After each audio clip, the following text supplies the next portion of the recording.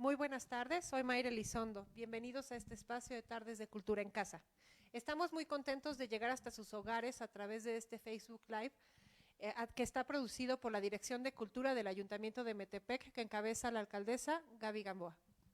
Buenas tardes a todos, mi nombre es Cristian Reynoso y quiero comentarles que a partir de esta transmisión de este viernes estaremos acompañándolos a ustedes desde sus hogares todos los días viernes a las 19 horas con la intención de promover momentos en familia y acercarles temas culturales y temas sociales durante este periodo de cuidado y de sana distancia. El día de hoy vamos a atender dos temas de mucha importancia. El primero es grupos vulnerables en esta etapa de contingencia y el otro es la leyenda de la Tlanchana, un espacio dedicado a la familia y a los niños. Porque para el Ayuntamiento de Metepec es importante que nos acerquemos a ustedes en este periodo. Quiero comentarles que estas cápsulas que estaremos transmitiendo tienen la intención de llegar a todos los sectores sociales, dentro de ellos a la población adulta, por supuesto, y a los pequeñines. Y justo para atender esta primera parte, tenemos un invitado, Ricardo Torres. Ricardo Torres es presidente de la asociación Fuera del Closet y atendiendo justamente esta primera intención, este primer tema en el cual estaremos platicando, que son grupos vulnerables durante el periodo de contingencia. Sabemos que en este tiempo en que tenemos que estar resguardados en casa, pues muchas veces el encierro, el llevar tantas horas en un mismo sitio y esta socialización de diferentes personas, pues conlleva a tener algunos momentos de crisis. Y justo los grupos vulnerables son aquellos que en cierto momento pues tienen un peso mayor en esta situación.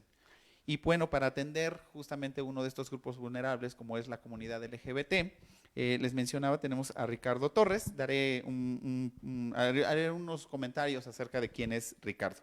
Ricardo es comunicólogo por la Facultad de Ciencias Políticas y Sociales de la UAM. Es especialista en temas de género, violencia y política pública. Ricardo ha trabajado con la Asociación Fuera del Closet desde que se fundó en el año 2010 y bueno, pues está inmerso en diferentes temas, ha tratado diferentes temas como infecciones de transmisión sexual, VIH y SIDA, ha colaborado en diversos medios de comunicación y actualmente también es parte de la Comisión de Derechos Humanos del Estado de México.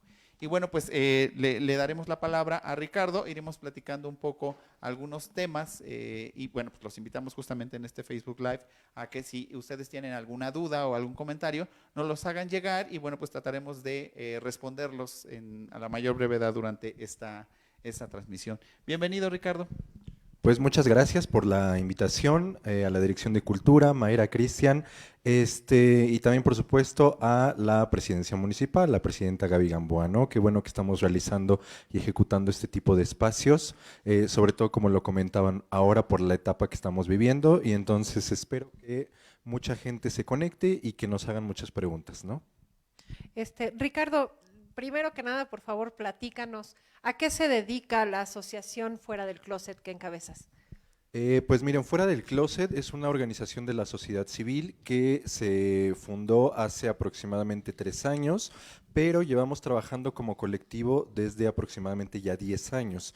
Ya llevamos una decena y lo que principalmente realizamos y ejecutamos nosotros es dar asesoría médica, jurídica y psicológica a todo miembro de la población de la diversidad sexual, hablando de esto que es LGBTTI, que quiere decir lesbianas, gays, bisexuales, travestis, transgénero, transexuales e intersexuales, principalmente del Valle de Toluca.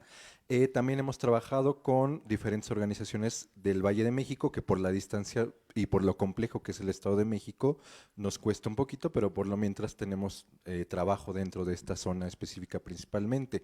También lo que hacemos nosotros y nosotras es realizar acciones de sensibilización respecto a temas de la diversidad sexual, y garantizar a través de diferentes acciones el respeto a los derechos humanos de las personas de la diversidad sexual, ¿no? Porque finalmente todas las personas gozamos y tenemos los mismos derechos de acuerdo no solamente por la cuestión de la ley, sino también por la cuestión social, ¿no? Entonces es prácticamente así en resumidas cuentas lo que nosotros y nosotras organizamos y realizamos.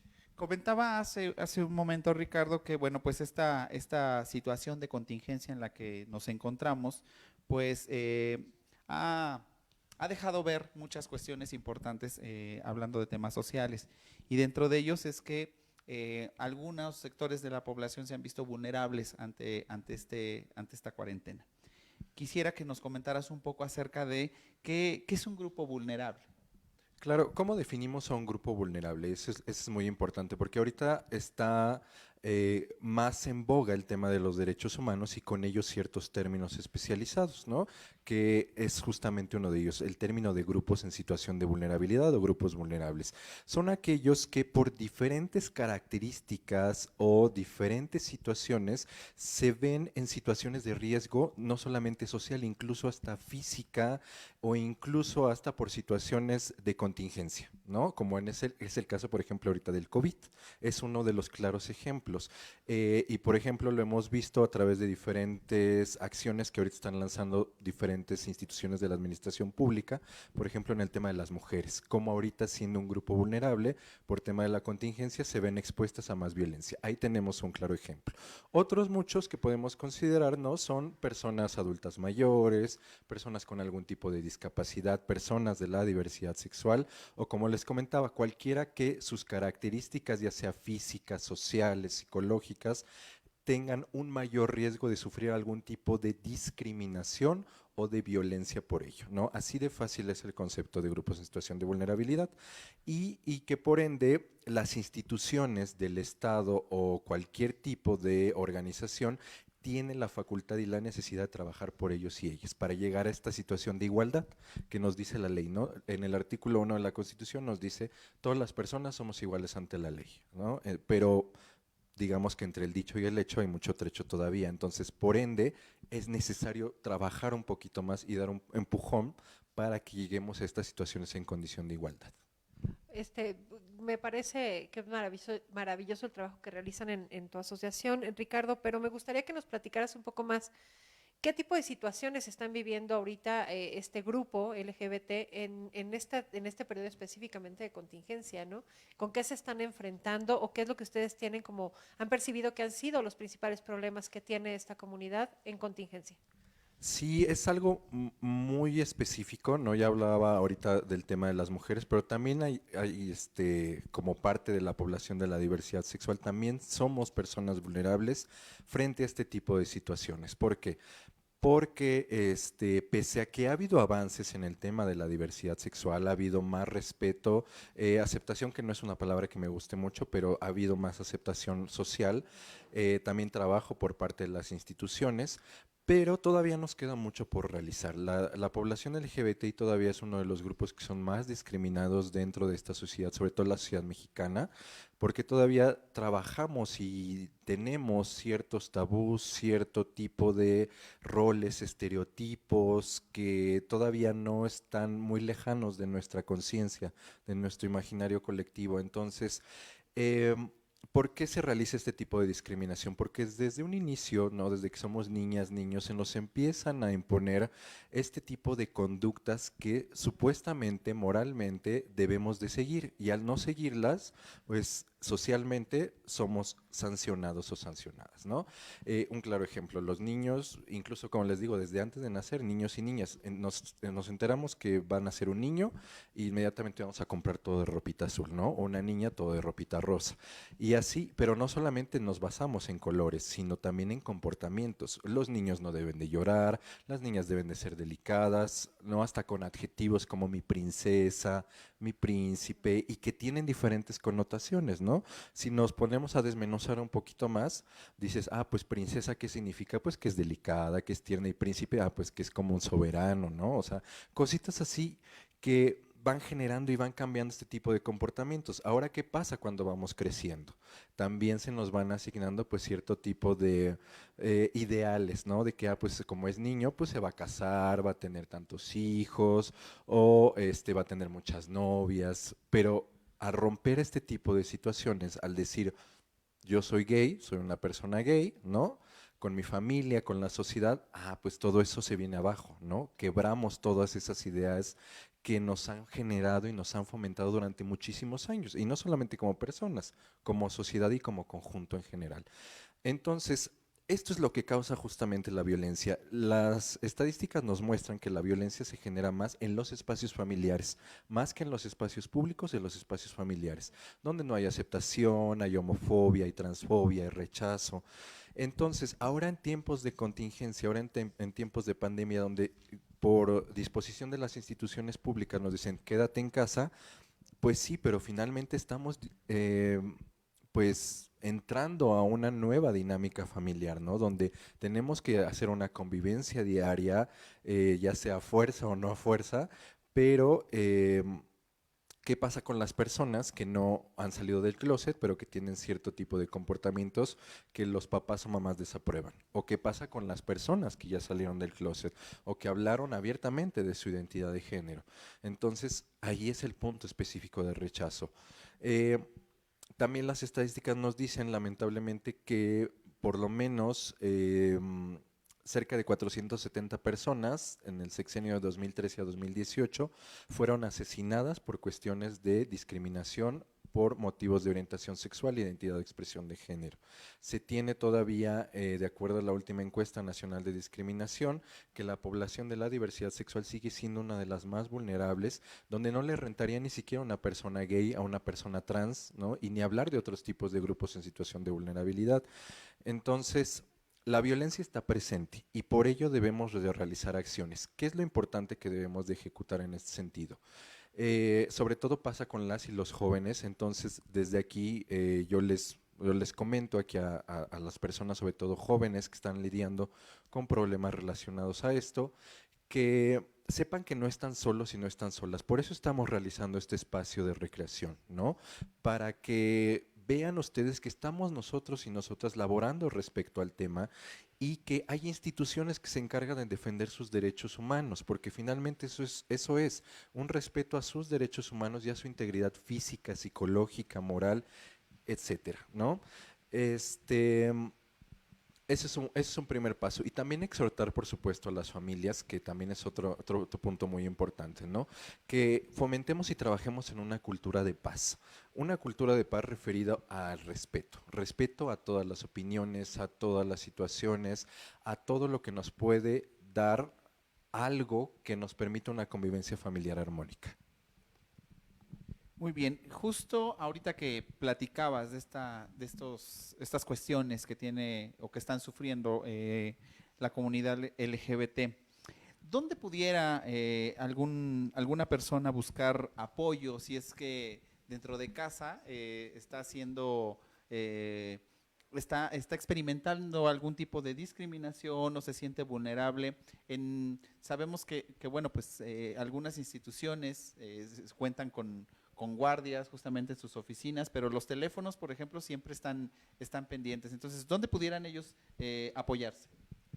Pues hay muchas instituciones también, y lo importante de todo esto es que ahorita también exhortar no solamente a las familias, sino por supuesto también a las instituciones para que puedan tener ellos y ellas una línea de apoyo específica para personas de la diversidad sexual, que sería sumamente fabuloso. Pero mientras les comento que hay muchas instituciones al respecto. En primer lugar tenemos aquí en Metepec la Defensoría Municipal de Derechos Humanos, que si bien a lo mejor no puede atender problemas relacionados a temas específicos familiares, porque recordando que las defensorías o la Comisión de Derechos Humanos se encargan de la defensa de si un servidor o servidora público hizo alguna violación a los derechos humanos, pero la Defensoría sí puede canalizar, tiene esa facultad de canalizar a la institución correspondiente para evitar más situaciones de violencia o de discriminación, sobre todo cuando la situación ya está en una situación mayor de riesgo, ¿no?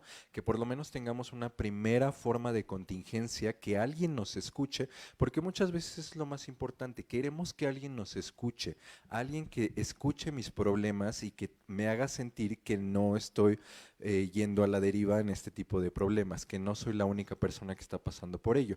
También tenemos la Comisión Ejecutiva de Atención a Víctimas, que también está ubicada aquí en el municipio de Metepec, que trabaja en todo el Estado de México, tiene oficinas en todo el Estado de México, lo pueden buscar a través de sus redes sociales, está como SEAVEM con V, o la Comisión de Derechos Humanos del Estado de México. Todas estas instituciones están todavía trabajando los 365 días del año y todas las 24 horas del día para que ustedes lo tengan muy presente. Estas instituciones nos pueden ayudar en la defensa de nuestros derechos humanos y para que justamente vean también que pueden tener una asesoría jurídica en caso de que, como les comento, ya el problema tenga o sea de mayor altura, que estemos pasando por violencia física constante o nada más por una primera atención de contención, ¿no? Es decir, esta situación de que quiero que me escuchen, una situación de atención psicológica, ¿no? Por ejemplo, también. Muy bien, pues esperamos justamente que con esta información que nos acaba de compartir Ricardo, podamos ayudar a la población que, sobre todo quienes nos estén viendo, y bueno, pues esto se pueda pasar de voz en voz. Es importante comentar una cuestión aquí.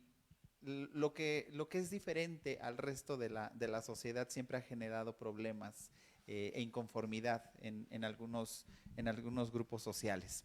Quisiera justo comentarles, relacionado un poco al aspecto del municipio de Metepec. Aquí en Metepec contamos con un símbolo, un ícono que nos ha representado en todo el Valle de Toluca, como es la Tlanchana. Hay mucha gente que acude a Metepec y nunca ha entendido por qué en el centro de en la cabecera municipal tenemos nosotros una fuente dedicada a esta deidad prehispánica.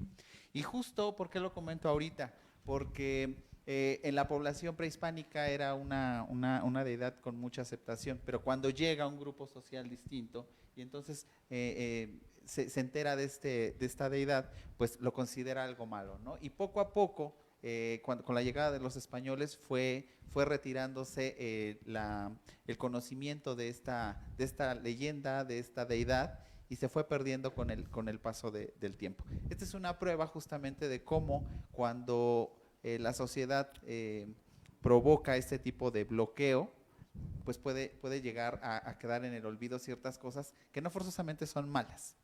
Y con esto quisiéramos dar paso a una sección más que tenemos aquí para que todos ustedes conozcan la leyenda de la Tlanchana. Mayra, ¿tú conoces la leyenda de la Tlanchana? Un poco, Cristian, pero es una leyenda hermosísima que nos gustaría muchísimo que nuestra cuentacuentos maravillosa, la sombrerera, pudiera comentarla para los niños.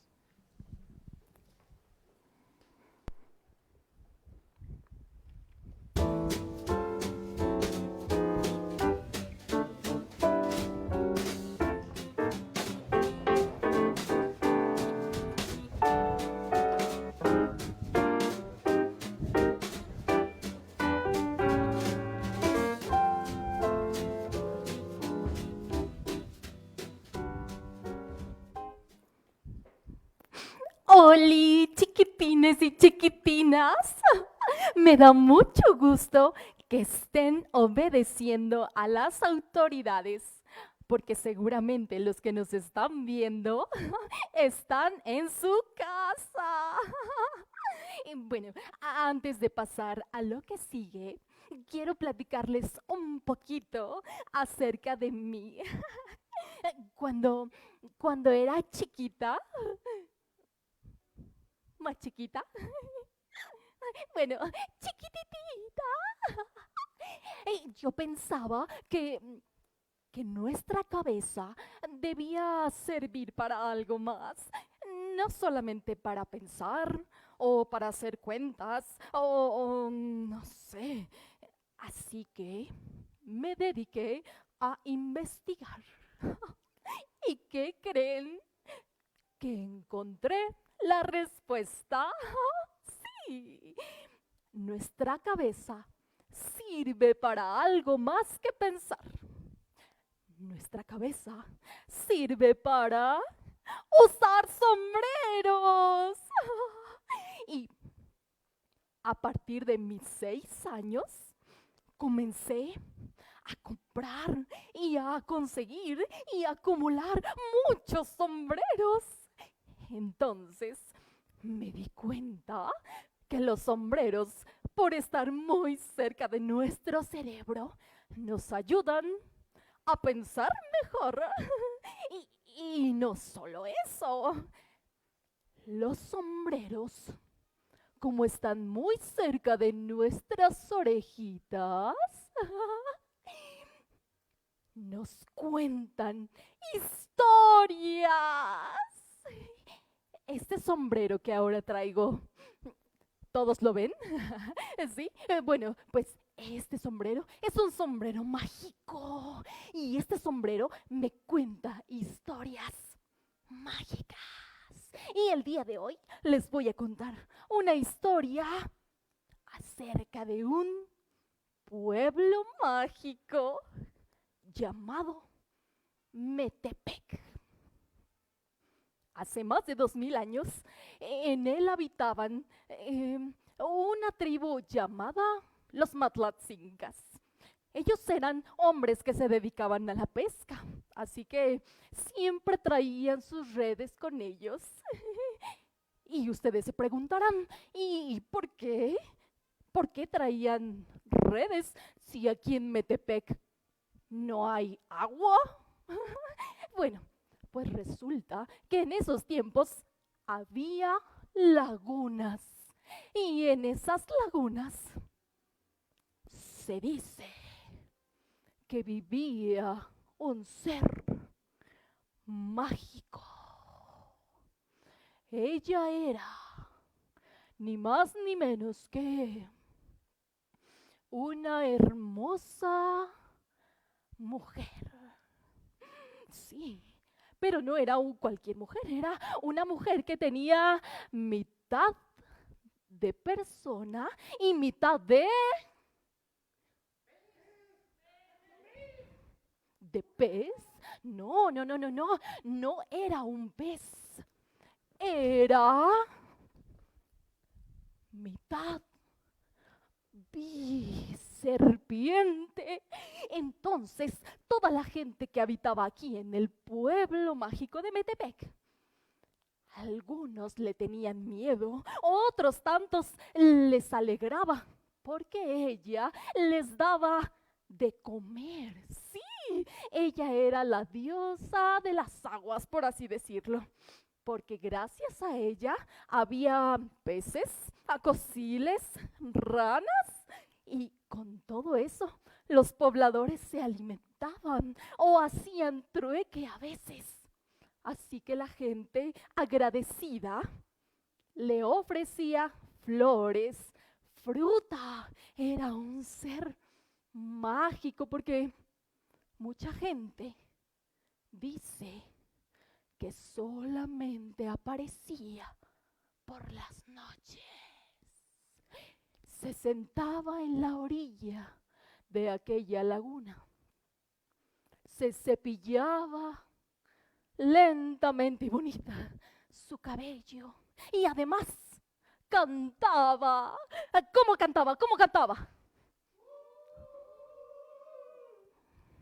Bueno, cantaba más bonito. y cantaba y con eso encantaba a los hombres que los atraía. Y muchos de ellos se dice que se ahogaron en aquella laguna. Y bueno, aquí termina la leyenda de la Tlanchana. Es una leyenda típica de aquí, de Metepec, del pueblo mágico. Y bueno, si ustedes me regalan un dedito arriba, yo tengo muchos sombreros. Y bueno, hasta la próxima. Yo soy la sombrerera. ¡Hasta la próxima!